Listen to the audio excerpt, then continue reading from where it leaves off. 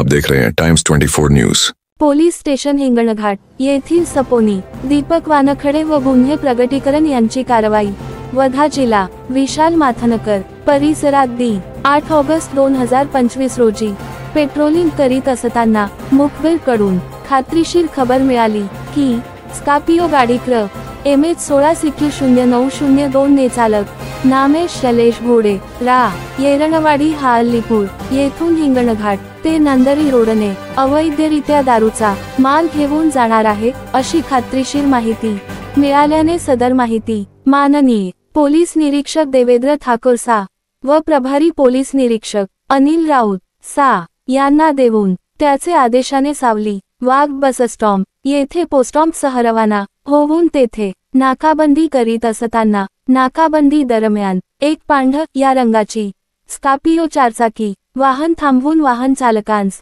त्याचे नाव पत्ता विचारले असता त्याने त्याचे नाव शैलेश प्रमोद घोडे वय 32 वर्ष रा येरणवाडी ता हिंगणघाट जी वर्धा असे सांगितले। त्याचे जवळ असलेल्या चारचाकी वाहनांची पंचासमक्ष पाहणी केली असता 1 जूने वापरते महिंद्रा कंपनीची स्कॉर्पिओ पांढर या रंगाची चारचाकी वाहन क्र MH16CQ902 12 लाख रु तसेच सदर वाहनाचे मागील सीटवर 2 रायांकेट देशी दारू कंपनीच्या एकूण 18 खरड्याचे खोके प्रति खोक्यात 90 मिलीच्या 100 सिलबंद शिशा प्रमाणे 1800 सिलबंद शिशा प्रति शिशी 120 रु प्रमाणे 2,16,000 रु 3 रायल स्टँग कंपनीच्या एकूण 4 खरड्याचे खोके प्रति खोक्यात 180 मिलीच्या 48 सिलबंद शिशा प्रमाणे 192 सिलबंद शिशा प्रति शिशी 350 रु प्रमाणे 67,200 रु असा जू